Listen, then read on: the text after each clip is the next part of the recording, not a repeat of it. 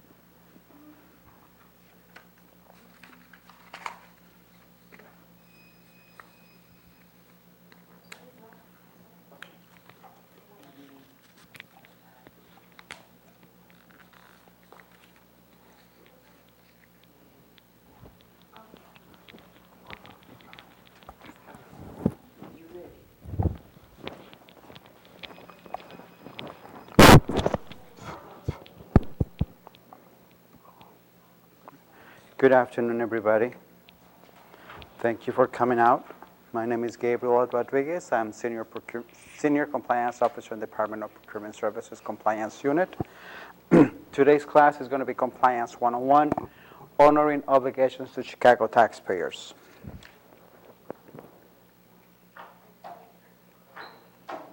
Jackie.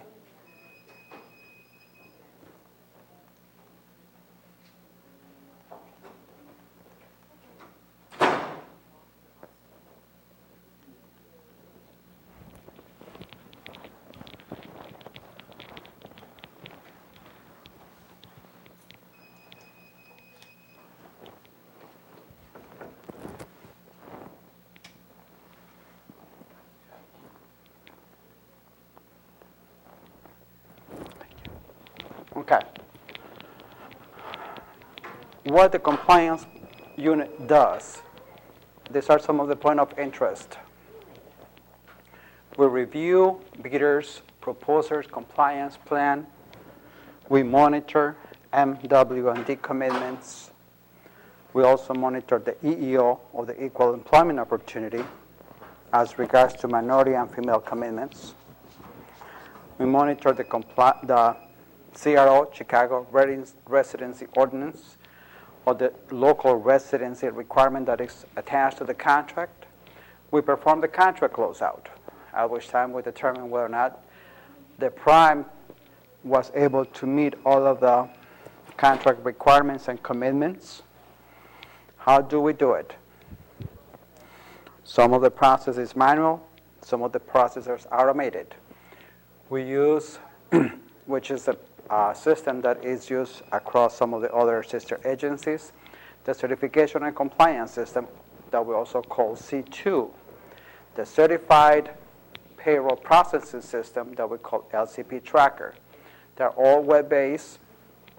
We conduct audits. What sort of audits we can conduct? Site visit audits. We can conduct vendor payment audits. We conduct site visits.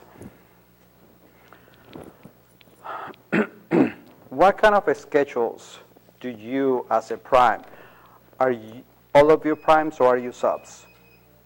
I know I have a prime. Prime? Okay. So when you are putting the bid together, more likely you are to execute in a Schedule B if you have a joint venture. A Schedule C, which is intended, there's various type of formats of the Schedule C. It could be C, C1, C2, C3, depending on the type of contract. The Schedule C is the letter of intent that the sub completes and submits to you, reflecting the understanding of what they're going to do, how much they're going to get paid for it, giving you the certification letter for you to prepare your package. The Schedule D, once you have what your plan looks like, meaning all of the subs that are going to be working for you in the different areas, you put together the Schedule D. The Schedule D is what we call a compliance plan. That is our understanding between you as the prime and us as the city as to how you intend to get to the goal that the contract has for you to come to meet. The Schedule H is basically to document the good faith efforts. We're going to go through the Schedule C in a little bit. Compliance reviews.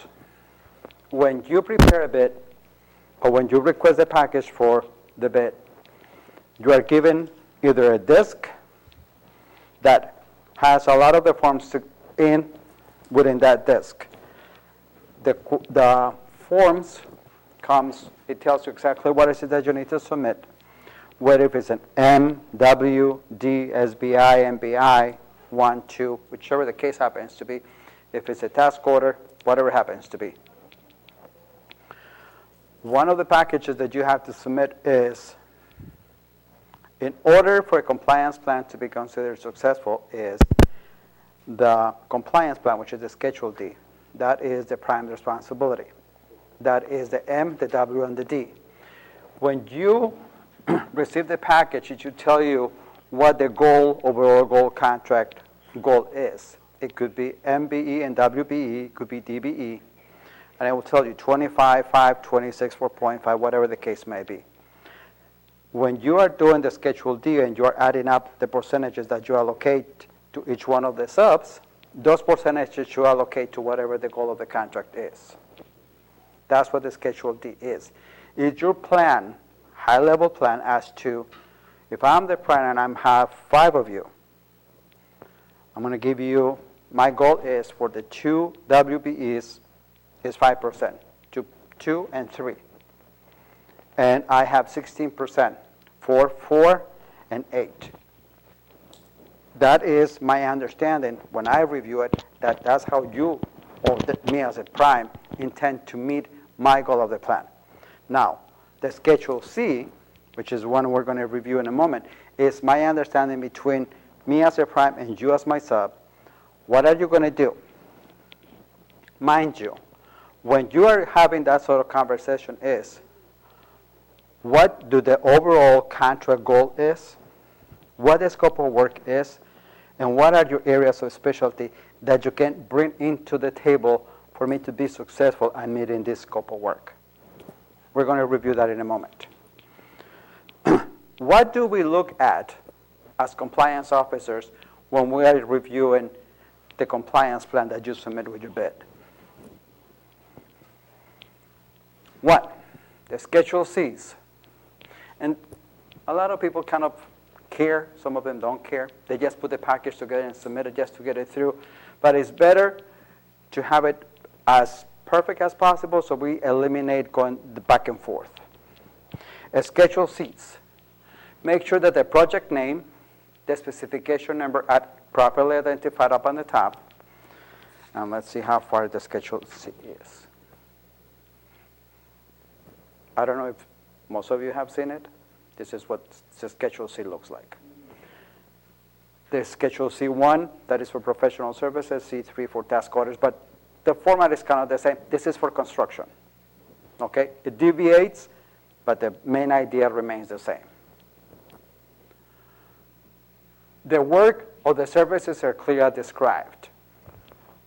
Most say landscaping. 1 or 2 words are not allowed. Why? It's too broad. It needs to have more specificity. I know that your certification is landscaper, but elaborate a little bit into what sort of landscaping you are going to be completing. The dollar amount specified based on, especially for the construction projects, is presumed that you and I, me being the prime and you being my subs, that we had a conversation. Construction projects come with line items. Your specialty says you are going to be doing line item 1 through 5. Based on the bid of prices that I am planning on submitting, this is what I intend to bid on, and this is the amount of price that I'm going to bid it in for. Can you work with me on that price so we come up with a price? That's the price that needs to be represented on the Schedule D, Schedule C, which is right here. Pay item description, that's where that number goes. Because you and I understand what we agreed upon. Schedule C is you reflecting the understanding of what we have talked. And for me later to gather this document and create the overall project plan, which is the compliance plan, also known as Schedule D. Okay?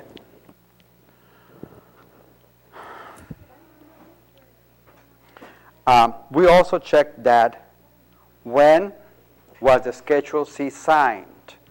Why? Oftentimes, because of changes, when the bid is about to be submitted, some of the subs bring their Schedule C here in front of the prime to have it signed. It's okay as long as it's not signed after the bid opening, because that will be a rejection. Certification letters. The name that appears on the Schedule C should identically match the name that is on the schedule, that is on the certification letter. So it says from. All of them are going to have the from, meaning each of you. I am the to who you are sending it to. That should be my full company name, whatever the name happens to be. But yours should be as it appears on your certification letter. Peter, Paul, and Pan, Inc. cannot be the same as Peter, Paul, Joseph, Inc. If there is a mismatch, we have an issue. Areas of specialty. If you are a dentist and the scope of work says you are going to be installing windows, we're going to have an issue because your work that you perform on the contract should only be for the credit that I want to get, only for the area that you specialize in. That is going to fit into the overall project scope of work. We also match. Me as a prime, when I reach out to you to have the pre-bid conference, if that's what we want to call it, I said, okay, let's see how can we work it out. The next code, which is in your certification letters, on the second page, says this is the area of specialty that you got. Next code, NAICS. There's a 6-digit number and there's a description. That description should match what you put on, I will say that's the second block, which says that's what you are going to be doing. The dentistry and the landscaping of the window installing, everything should match. Is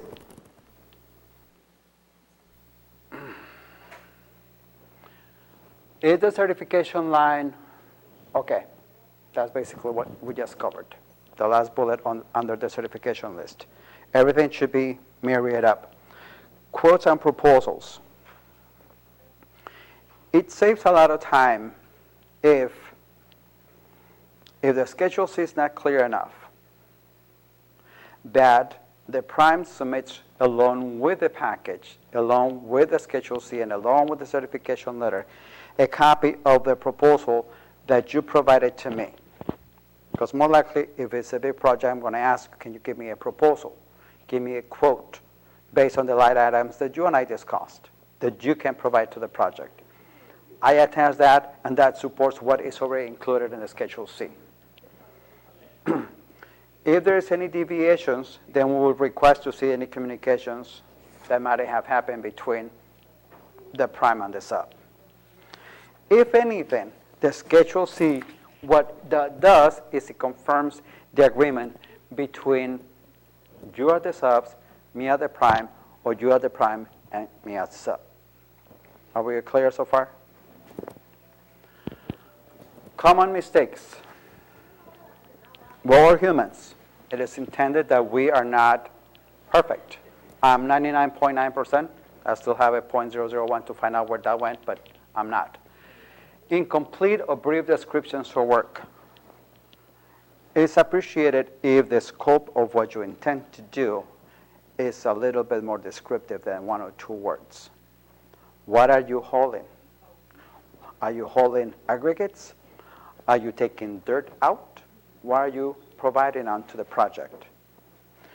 If you have between us, as one of the incentives for the program, could be that you and I have decided to go into a mentor-protege agreement.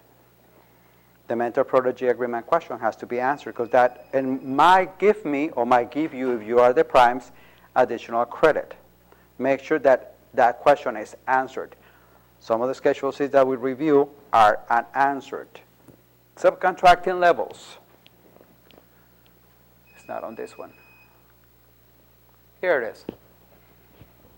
See the mentor-protege is the last highlighted part?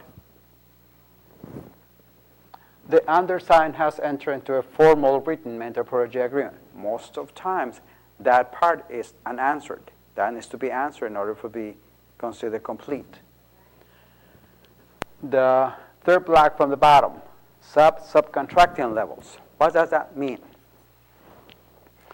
As much as I would like to be able to complete all the work, I find myself in a need to subcontract part of the scope of work that you are going to give me to somebody else.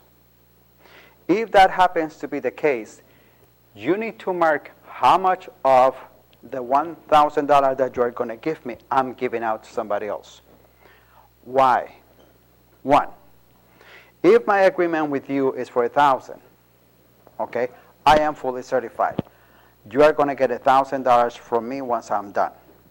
But if I have to give it to her, 50% of the work, and she's not certified, you can only claim 50% of my credit because I'm giving it to a non-certified firm. Now, if she's certified, you still get my full $1,000 or whatever the arrangement is, because I'm giving it to a non-certified firm. That's all you have to specify. If you are giving it to another firm, you need to specify the name, what kind of work you are given, and whether or not that firm is certified. Supplier participation. Supplier, by nature, gets a 60% credit for every dollar spent. So, if I need materials, it could be electrical materials, it could be construction materials, and your next code on your letter says electrical material supplier, by default means you get $1 for every dollar I spent with you, but the cities only give me 60 cents per dollar. That's totally transparent to you because you still get your dollar. But I have to figure out how am I going to make up that 40 cents that I'm not going to get. Does that make sense? Because you are only buying and selling. You are not making anything for it. So you do not get the full $1. You get it from me, but I don't get it as a prime. Any questions so far? So that has to be established. When you are filling this out, you get the subtotal. If either one of you happen to be a supplier. Total at 100%? No, because you are not. You are a supplier. So total will be total at 60%. And that will be described in one of the books, in the special conditions.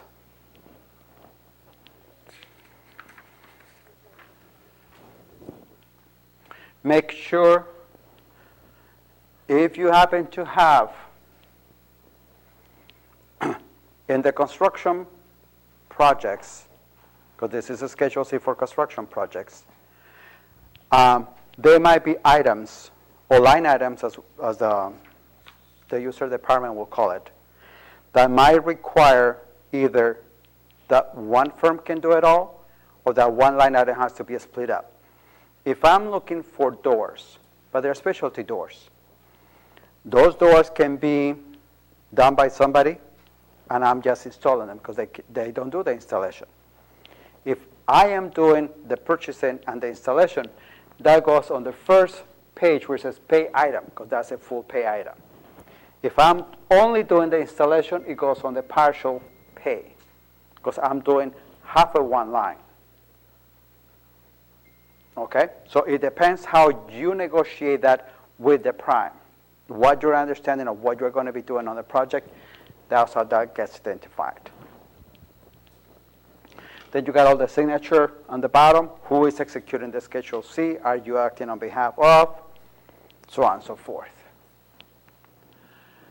Now, contract was awarded. Now, we need to determine whether or not the sub, being either qualified or not qualified, certified, not certified, that is participating on the contract, is performing what we call a commercial useful function. Meaning, are you doing what you are supposed to be doing or what you are certified on? Or am I paying you just to look pretty and sit there? Okay, how do we do that? Either we send the field analyst, or by reviewing documentation we can determine. What makes, or how do we determine commercial useful function? And that's included on the CD once you pick it up for whatever project you're going to be done. Performing, meaning that you are performing the work that you signed on the schedule that you were going to do with your own resources, with your own people. I'm not going to have her wear a shirt for my company while she's doing her job. Is she doing a commercial useful function? Is she doing my job under her name? No, she's not. Even though I'm paying her, but she's doing what I'm supposed to be doing. So I'm not doing what I'm supposed to be doing, neither is she. So make sure that whoever is performing on the job site is performing using his own people. Managing. I don't need to manage your people. You bring on site your management to manage your own stuff. That's what commercial useful function does. If you are laying bricks, you're not going to ask the person who does the asphalt, or Mr. Kennedy back there, come and supervise my people, I have to go to lunch. You are not doing your commercial useful function by not managing your own people. Supervising. Not only do you have to supervise your own people, you need to supervise your own resources, your own equipment. That's what commercial function does. That's what that means. Questions so far?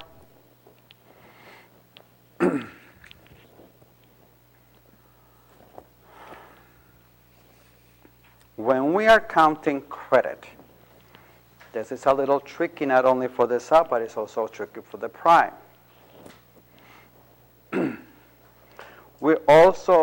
We look at the next code, which is part of the certification letter, second page. If it's a portion that I can do of the work, whatever that happens to be, I'm certified on doing XYZ. The contract, part of the contract calls for that XYZ. Since I'm certified, I'm stepping in and says, this is my Schedule C for the part that I am going to be doing. I am self-performing a part of the work.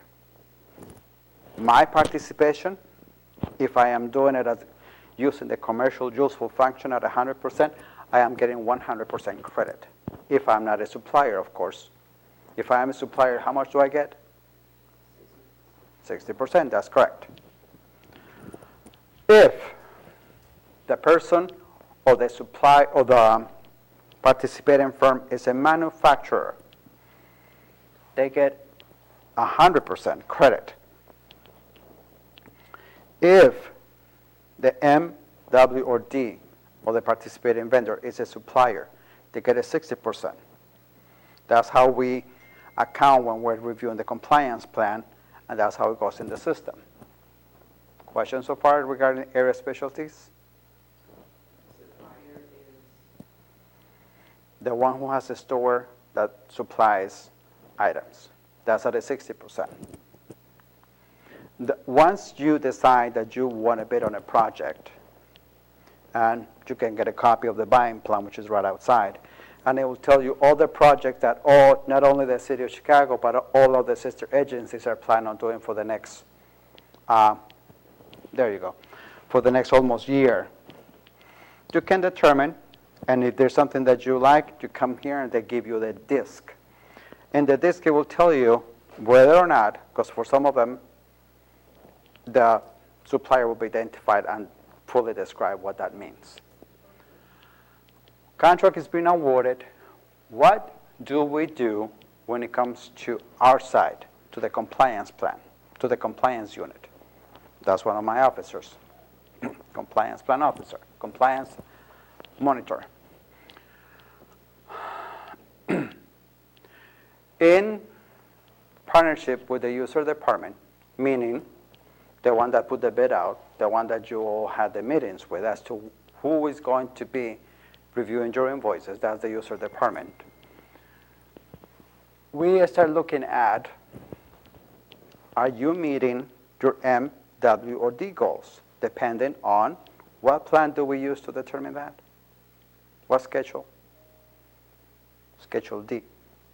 Whatever percentages you said you were going to use, we're going to be monitoring that you are on track, that you are on time, that if the city pays you, that you report their payments.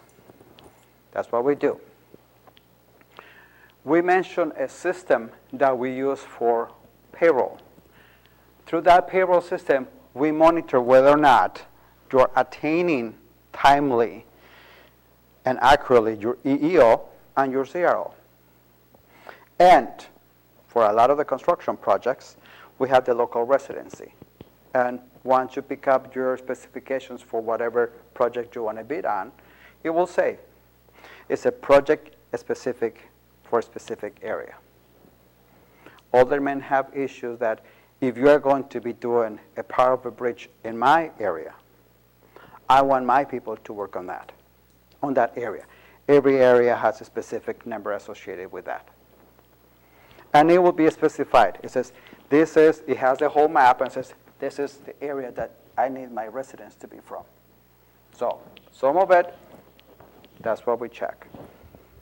The bottom 3 parts are all monitored through the LCP, which is part of the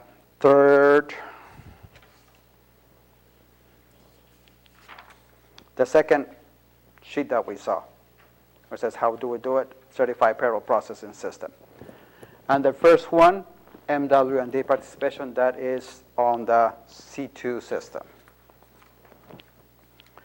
Now, we come to system is in, payroll is being entered into the system, you got your first payment. What do? We start checking. The rule is, as soon as, because you can get multiple payments from the city on a monthly basis, okay? Depending on the Department of Finance cuts the checks. But on a monthly basis, the C2 system gets an update from the accounting system called FMPS. That's the City of Chicago accounting system. Normally within the first 3 days of the following month. It creates a lump sum, reports it, and says, during this month, you received $1,300,000. And it shows in a little detail how or what invoices were paid. You get a notification. As soon as that update happens overnight, because that happens overnight, the following morning, an email will be going to whoever happens to be the email that is associated with you as a prime. Okay? Ding, ding. You have received this notification because the city has posted into the C2 system that you got a payment. Okay? Let me get that package of the invoices that I submitted to the city for this amount. Okay, I have 5 suppliers.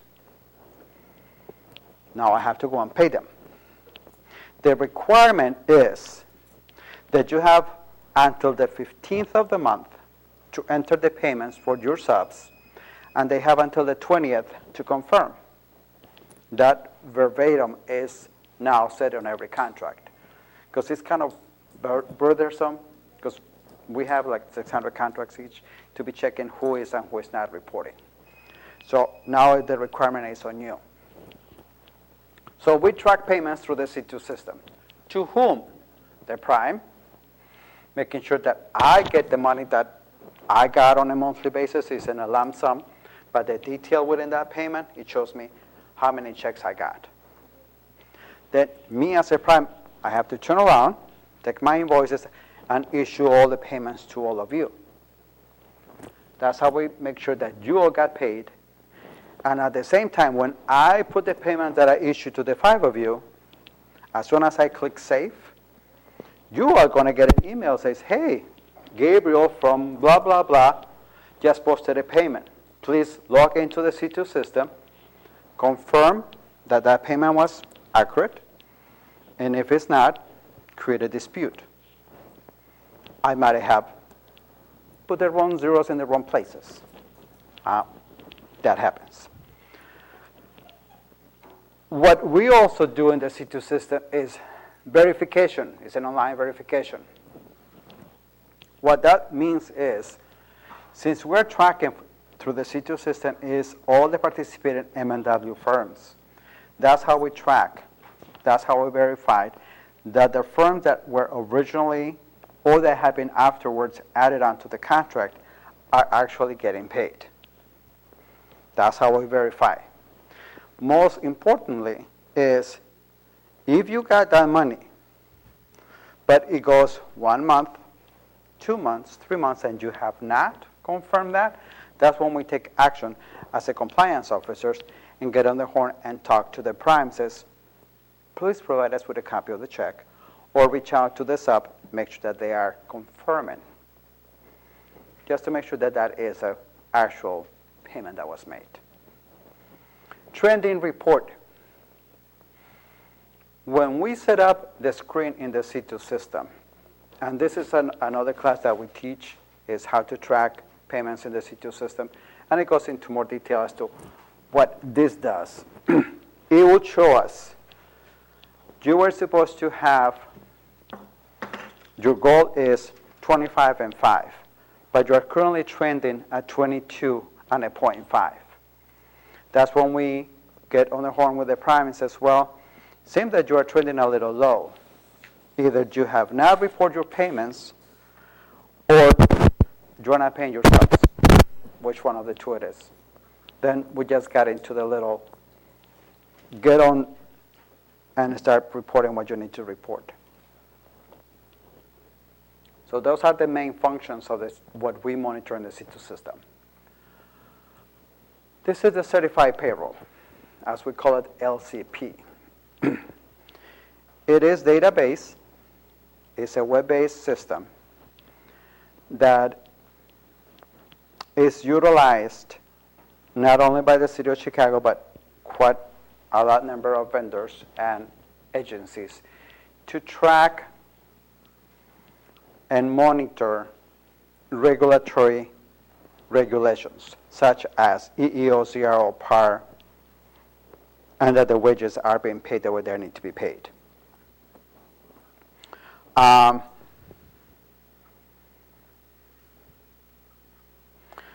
The system allows either for you to enter the data from a source document, that could be the payroll journal, or that you can upload a report directly from your system into the LCP tracker system. There could be issues that you are underpaying, because once you put the data in, there's a little button that says, now that you have put the data in, you need to certify your payroll, meaning I paid what I needed to pay, now I'm going to certify it, and it will ask what your name is, that I paid what was required. Since this data is updated and is in agreement with the labor rates, if you are underpaying, it's going to tell you that whatever you are paying XYZ is not matching with what is on the tables. So you need to do an adjustment. So that is one of the benefits of the LCP tracker. Any questions so far? Field analyst. We have 2 field analysts in our office. They are our eyes and ears on the field. Unfortunately, we cannot be out there. They have to check for various regulatory items, such as, are all the posters posted where they need to be posted? Are you wearing your safety equipment when you are out there? They perform interviews. Let me see, can I have your driver license? And making sure that you are who you say that you are.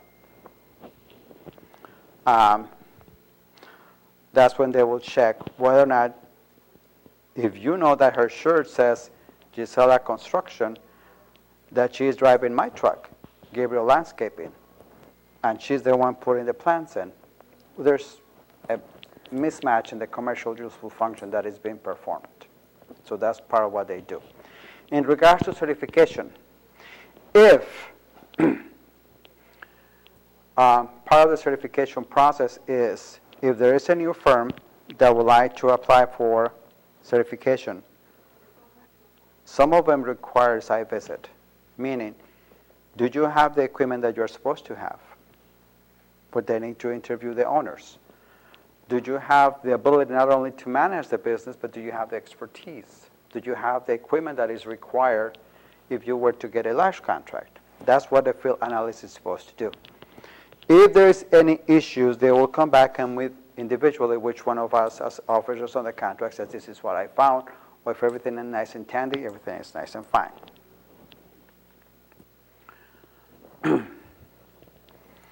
What sort of contractor inspection reports does the field analyst do?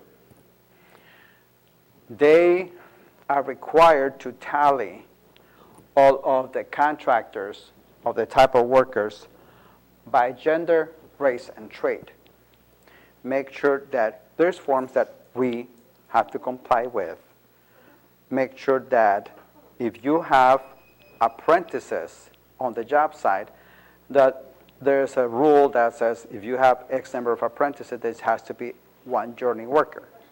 So we always have to be conscious of if the ratio is as it is required to be. Identify the geographical area where the work is being performed, making sure that that is within the area that the project is supposed to be. If it is on Ketsia Street, make sure that they are not doing it on Pulaski Avenue. Identify the contractors, because before they go out, they look into the C2 system and see who is supposed to be on job site. The job board review. There's all sort of requirements, federal, local, and state, for all the boards that need to be visible to everybody. That's one of the things that they check, because they carry a checklist with them. Employees' interviews. Basically, name, address, title, and wage. Because we need to come back to the LCP and making sure that what they get paid is what is on the table, that's what they need to get paid. Commercial useful function review. Making sure that if you're the landscaper that you're not putting down the asphalt or laying down the bricks.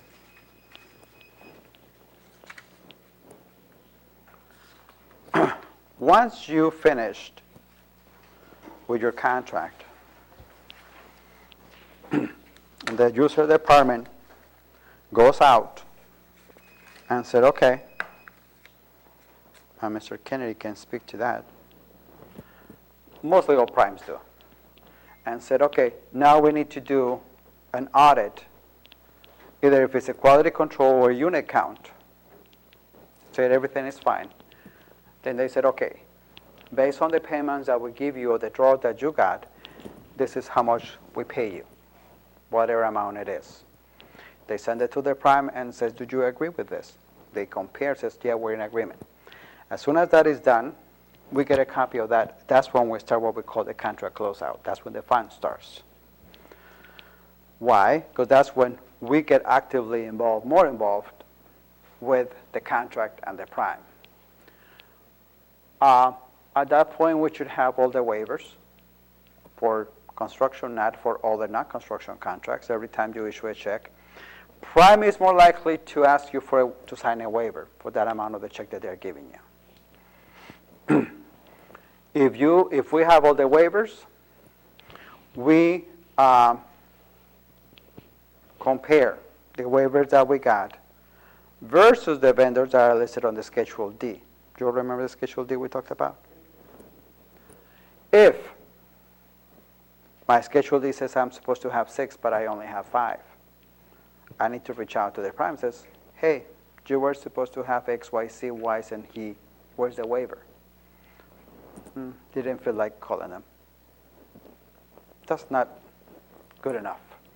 So we go into the ups and the downs and to resolve, and why were you not calling them? to participate. It could be underutilization. It could be that the part that that vendor was supposed to be doing was totally removed by the user department. That happens quite a lot in the construction projects. That is part of the M and the W compliance part of the contract. And the labor side, we review the payrolls through the LCP system. We bring them, we print them down. We get the summaries and we start analyzing. If it is a city-paid, a city-based contract, we are checking for the CRO, Chicago Residency. We are checking for project area residency, making sure that the goals that were the requirement, because those two are requirements, were met. The EEOR commitments, because you all set your own commitments when you put the bid together. If there's issues, either there's a shortfall on the M, the W, the EEO, CRO of the project area, we issue what we call a preliminary letter, meaning, as it is required by the municipal code, you now have the chance to speak. Why did you not meet the goal that you originally said that you were going to? M and W, it could be that you, utilize more firms that were not part of the compliance plan, original compliance plan, but you have their waivers. Then you submit it, we do the reassessment, we're good to go. EEOCRO, those are not waivable by the municipal code because you made a commitment. Then we review whatever documentation you submit. Then we issue the final letter saying, thank you for the additional waivers. We made a reassessment. We're good to go. Or thank you for the additional payrolls that you submitted. You're good to go. We issue what we call an IOC, an internal office communication to the user department said, this contract or this project that was issued on this date with this prime, we have completed the assessment, everything is in the apps. Or if happens to be that the shortfall remains, it could be for whatever amount. It could be that the amount of the contract, which happens quite a lot, it was originally $6 million, but it turned out to be $18 million. But you figure, well, I only supposed to meet these percentages that I had. Only for the first $6 million, I don't have to do anything for the other $12 million. So now, guess what? Now you're liable for the M and the W portion on the other $12 million. Unfortunately, for every dollar that you get, every commitment applies.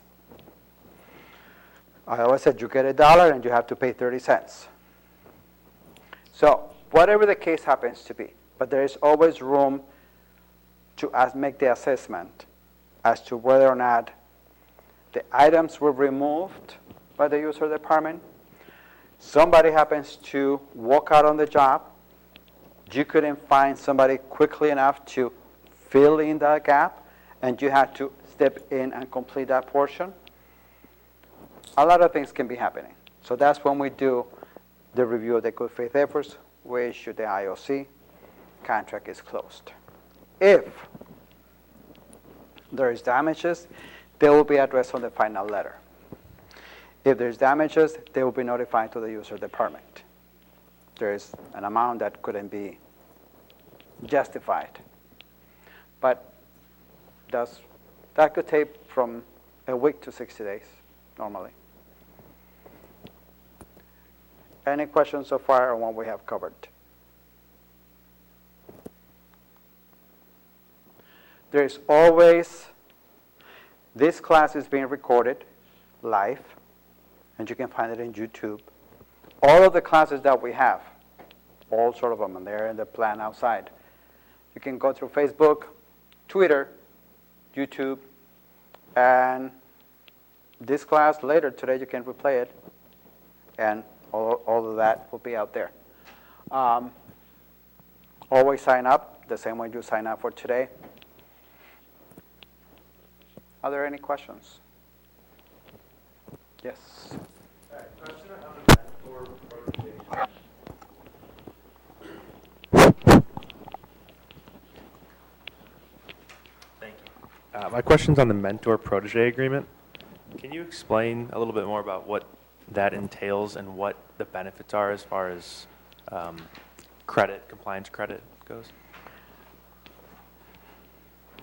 Thank you. The question is a little bit more about the mentor-protege agreement.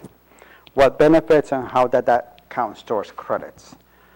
There is a book.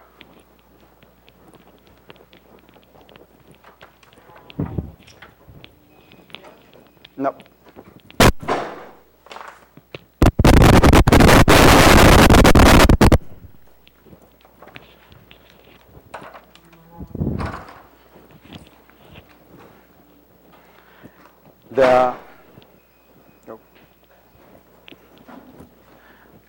The basics of it is that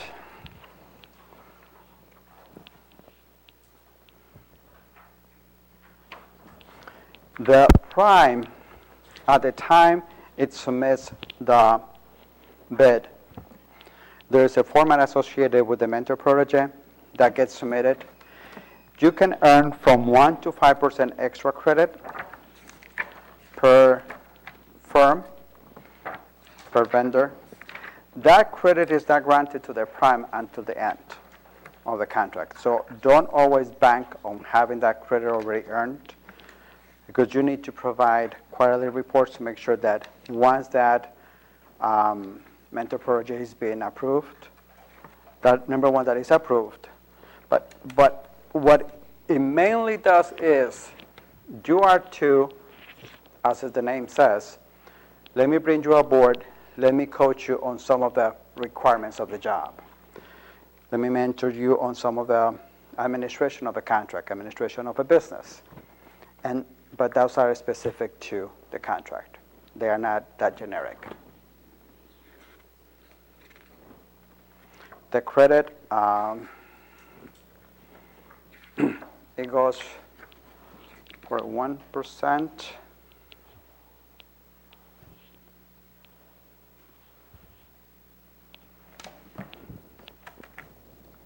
Page 35 of the book.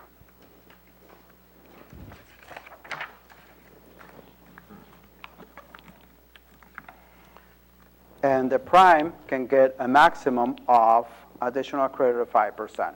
It's not given up front, it's given at the end. If all the criteria of the mentor protege as approved is met. Do you see a lot of contractors utilizing this? Yes. Because normally as a prime, you want to build your M and your Ws. That's basically what the portion of the purpose of it is. Are you able to do multiple mentor protege agreements on one contract? With multiple subs, yes. Hopefully this book is, did you get that? Mm-hmm. Are there any other questions?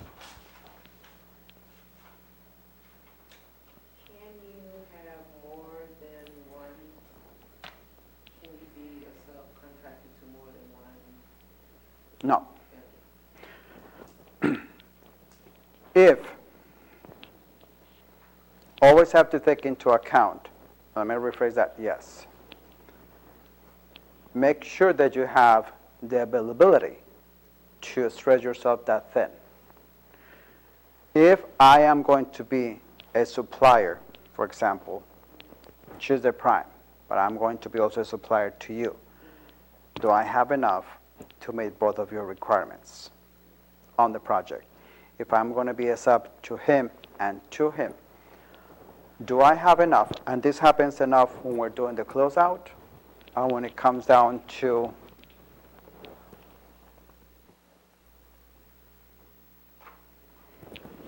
this, the review the good faith efforts, is, I'm sorry, I signed Schedule C with him and with him. I didn't have enough trucks only to work with him. I couldn't meet him. So he happens to be out on his own. So if I am sufficient and I have the sufficient equipment to do for both, I will do. But otherwise, trying to keep it to a minimum. Always think on the big picture. We always recommend that you stick with the one. You can do whatever, but stick with the one that you can actually allocate all your resources to. Any additional questions? Don't forget there is a survey to be completed. Did you all get one?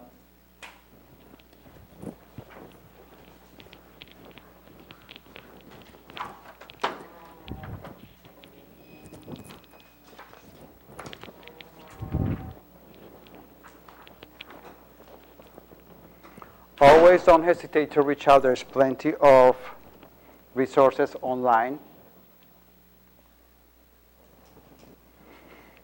We're always for diversity. We're always out for transparency, inclusion, and fairness. As compliance unit and DPS, we're always trying that the wealth needs to be shared with everybody.